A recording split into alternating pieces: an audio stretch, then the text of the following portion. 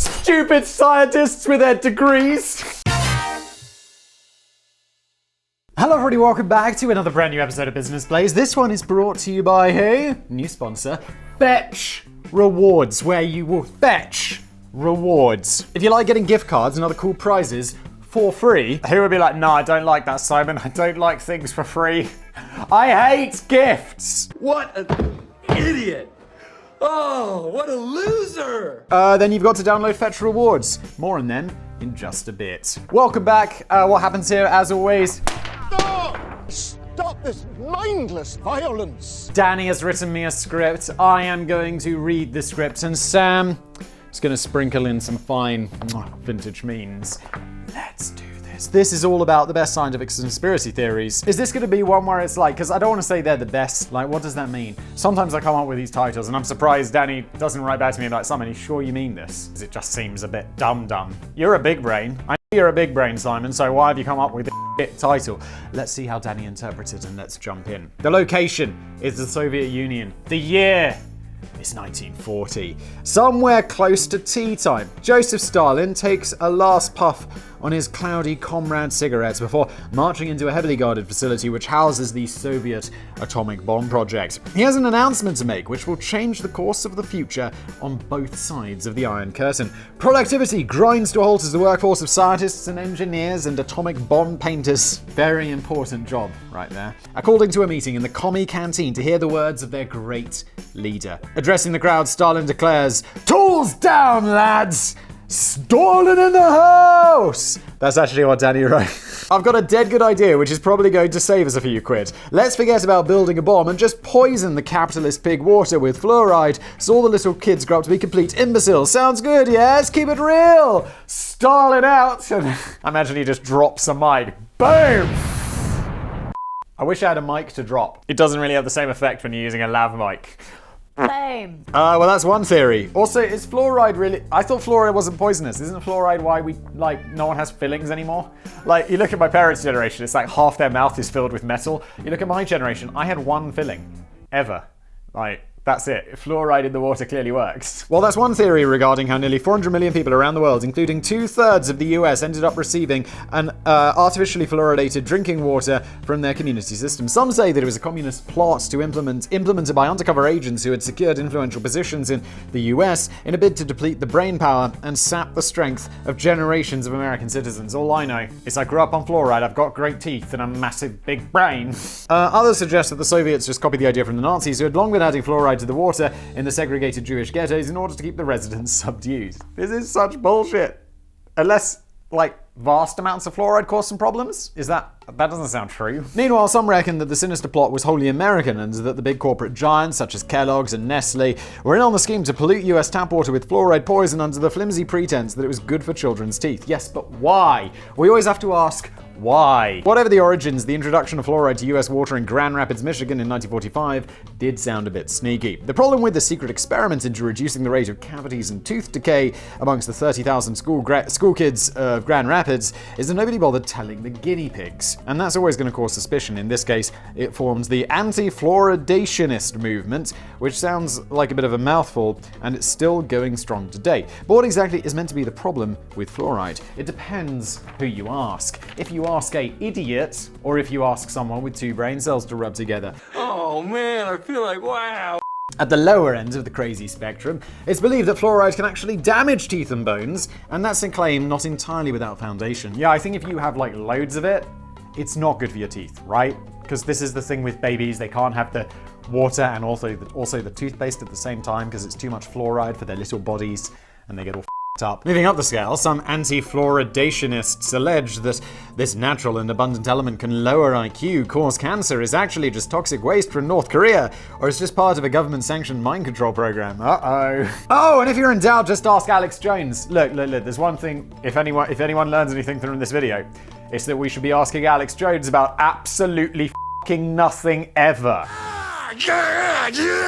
His InfoWars website has long warned of the hidden brain-melting qualities of fluoride, but he also thoughtfully offers a solution with his special water filter products, which you can pick up for around $300. I'm relatively sure. Like, I don't know, you can buy non-fluoridated water. It's basically free.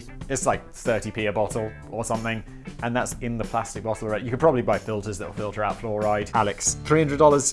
That might sound a bit pricey, but at least you have the peace of mind that you're never going to be brainwashed into becoming a complete gibbering moron. Really, we're listening to Alex Jones about how not to become a complete gibbering moron. Certainly an interesting take, Alex. Listen, I'm gonna be honest with you.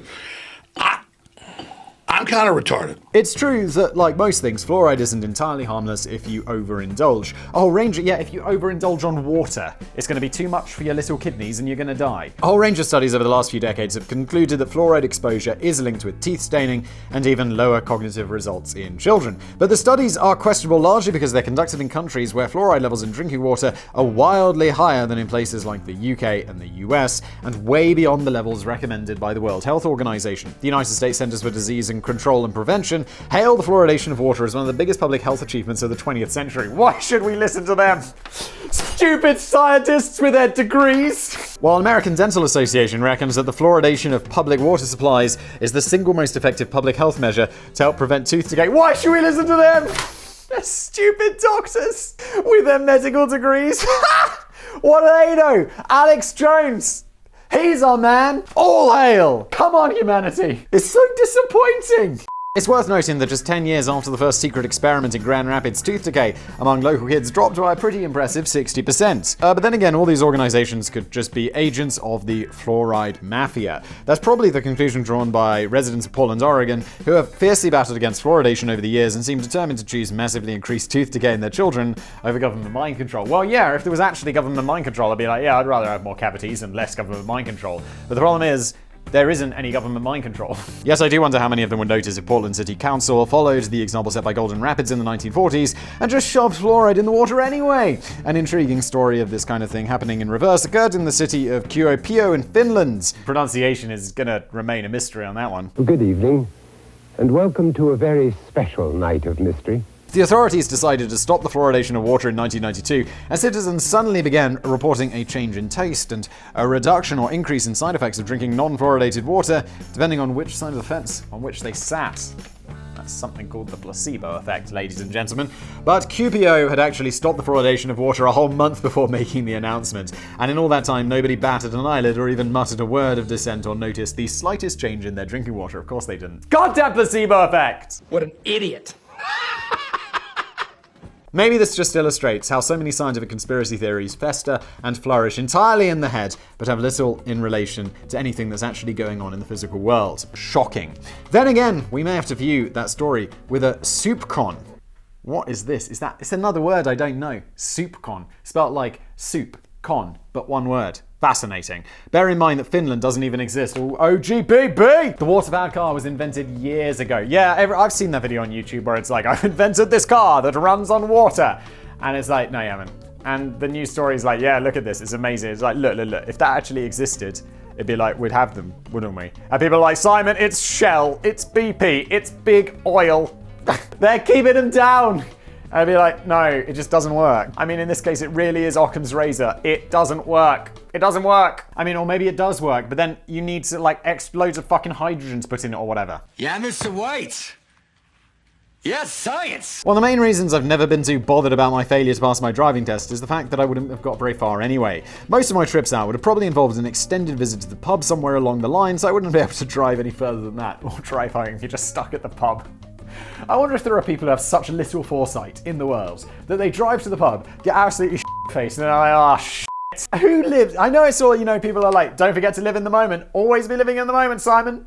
Don't worry about the future. Live in the moment! Put y'all seatbelts on. Psh, YOLO.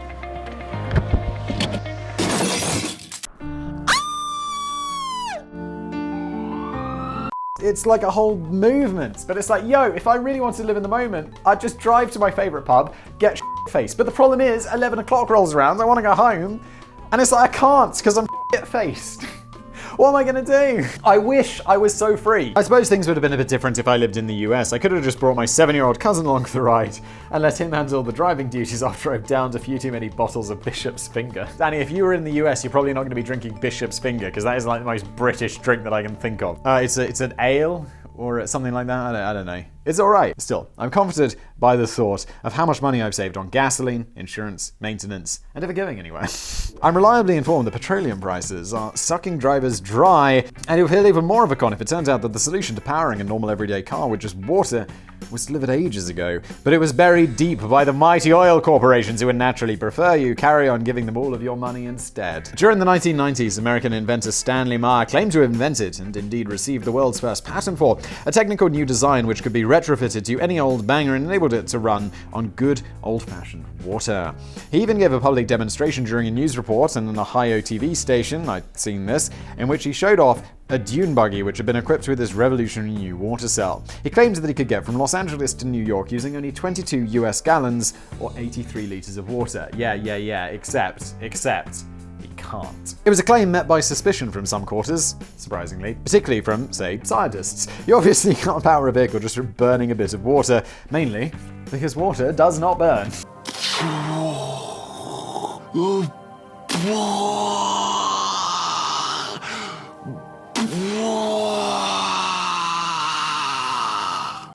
The only feasible way around it is to shove an electric current through the water and derive some energy from the consequent split of the water molecules into hydrogen and oxygen. But this method of electrolysis was use up more energy than it produces, so you'd need to put a bit more in than you get out. That is something to do with, yes, the laws of physics. As a system for powering a vehicle, it would be about as effective as half a pedal on a Sinclair C5 with a flat battery and a sack of bricks in the trunk. Stanley reckons that he'd figured out a new way of converting tap water into hydrogen fuel, but his evidence was just a little bit vague, and scientists pointed out that his proposed plans violated both the second and third laws of thermodynamics. Okay, yeah, laws of physics, laws of thermodynamics. All right, Danny.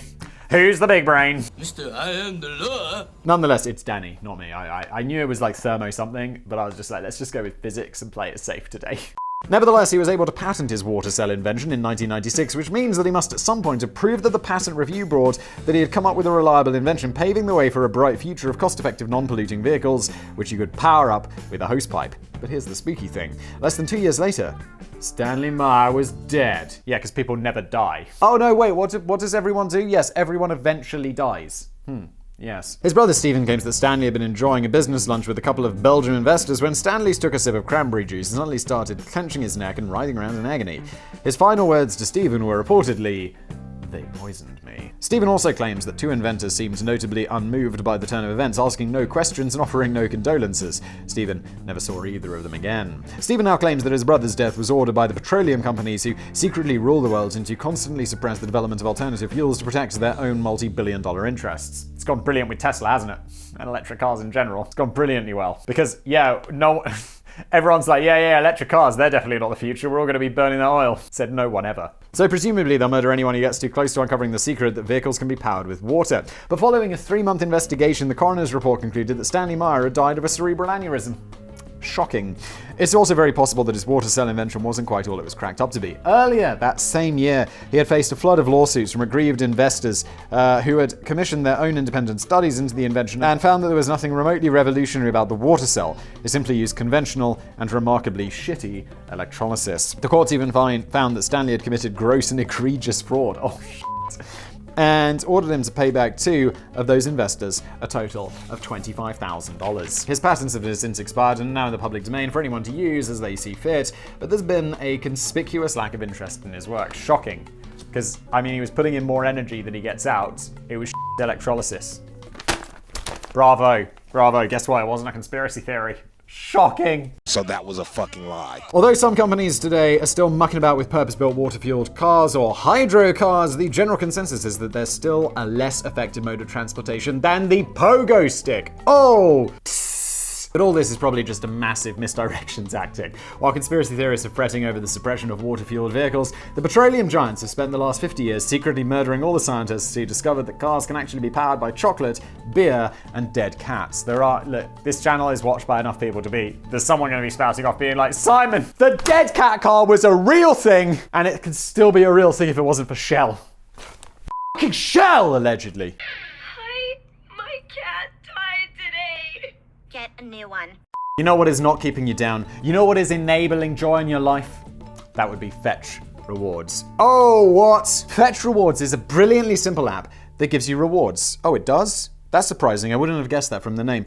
And it's for free. Does this sound too good to be true? This does sound a little bit too good to be true. I'm probably thinking it's one of those things where it's like, yeah, you can get this free reward card. All you have to do is Suck my cock. fill out 17,000 surveys, send them to 1 million of your friends, and we'll send you $5, which you can spend on Amazon. Brilliant. Thanks, Fetch. But that's not what Fetch Rewards do. Don't get confused, okay? That was my example of a company that would be crap. Fetch Rewards is the opposite of that company. They're what we call a legendary company. Fetch don't ask you to do anything new. Just follow through with the normal shopping you already do, and then you scan the receipts into an app. I was quite keen to try this. I was like, that sounds pretty amazing. And they were like, Simon, it's not gonna work with you. You don't live in the land of the free and the home of the brave. What an idiot. And I'm like, you're right. And they're like, well, we'll send it to you anyway and see if it works. And it didn't work. But if I was in the lands of the free or whatever, that's the US, just in case I'm not being clear, I would be on this. It'd be like, get a receipt, you scan it, and then it's like, here, have some rewards. Mwah. You can also scan your e-receipts, electronic receipts, I assume, you get them via email or whatever. Scan those in. Amazon purchases, of course. And what you're doing through all this time is you're earning big rewards from Fetch. It takes a few seconds to scan in. You rack up points no matter where you shop. What? And then you turn those points in for Amazon gift cards that you can spend however you want. Or KFC? You can buy KFC with these points? Now I really feel like I'm missing out. Amazon, I'm like, yeah, whatever, it's linked to my bank card, but I don't really feel bad about buying it Amazon because usually it's like it's for work or a book or something like that. But KFC, I'm always like, I just feel bad because it's like, it's bad for my money, it's bad for my body, it's good for my soul. But I'd spend that KFC for real. This is a cool opportunity to score some free stuff, so if you want to cash in on the shopping you're already doing, go ahead and check out the link in the description below. And right now, Business Blaze listeners, you're not listeners, you're viewers. Or whatever, viewers can download the app and use the code BLAZE to get an extra 4,000 points when you scan your first receipt. I have no idea how much KFC that will buy you, but it sounds like a lot of points, doesn't it? Look, this is Fetch. I wish I could use Fetch. There's a link below for all of you people who can use Fetch. It's free. Why not? Try it out. Link below. Let's move on. Horror from Planet X. I've often suspected the end of the world might not necessarily be a long, drawn-out affair involving the imminent threat of nuclear war, plagues of locusts and zombies. The gradual crumbling of society and humanity amidst a blaze of fear and panic, and yet another final farewell tour from Elton John. Instead, it would all be over in a second, with barely enough time to even finish the sentence. What the bloody hell was that? I imagine that the dinosaurs didn't get much notice when the asteroid collided into the Earth about 65 million years ago. And although mankind has a bit more insight into astronomy than the divvy dinosaurs, wow, divvy. I have no idea what that means. I have no idea if it's politically correct anymore. But that is like a word we'd call, like, it'd be like, oh, you're such a div, is something we'd use when I was a kid at school. And it's something I haven't thought about in 20 years. Thanks, Danny. It's perhaps, or if I get cancelled for this, I guess, thanks a lot, Danny, sarcastically. It's perhaps not completely inconceivable that one day we might just get taken entirely by surprise by a random asteroid or planet. Holy shit, Danny. It's just like, oh, what's that? Oh, that's another planet that's going to crash into us. Or angry space goat, hurtling towards us at frightening speed and ripping through the earth like a celestial knife through butter before you've even had a chance to cancel our Spotify subscriptions. I'm not really sure if that's preferable to having an advance warning or not. It might be useful to have the luxury of a few months in which to say goodbye to family and friends, take up smoking and heroin, and make one last determined attempt to vanquish the Dark Lord Siroth once and for all, regardless of the cast OG, baby! But it would be a pretty edgy few months. Some would argue that we've already been given plenty of warning of such an imminent catastrophe, but we've decided to dismiss it as a hoax, probably just like the dinosaurs did. Oh god, what is it? Back in 1976, US journalist and author Zachariah Sitchkin first shared his evidence of the discovery of a previously unidentified planet hiding in the furthest recesses of our solar system, although he wasn't initially suggesting that it was posing a threat. I believe there isn't there like the gravity or something there, like there is another planet in our solar system or something like that? In his book, The 12th Planet, Zachariah revealed that he had successfully translated ancient pre-cuneiform Sumerian documents. Oh no! No! God, please, no! No! No! No! At least you could be like, well, there's gravity and stuff, and I've looked at these equations, but I was like, no, I found the ancient aliens. The chronicled the story of the planet Nibiru, populated by humanoids about half the size of us, and the shadowy planet orbits our sun only once every 3,600. Look, okay, we can immediately ignore everything you're saying. Just immediately, I'm out. During which time it drifts perilously close to Earth. According to the translated tablets, the inhabitants first paid us a visit around 500,000 years ago when they embarked upon a gold mining expedition to Africa and ended up genetically modifying our ancestors into an exploitable working class. Absolutely insane. So we possibly have these aliens to blame for the north of England and fish and chip shops, those son of a bitches. Isn't Danny from the north of England? I thought you were from the north, Danny, but now you live in the south. Oh, I'm so confused.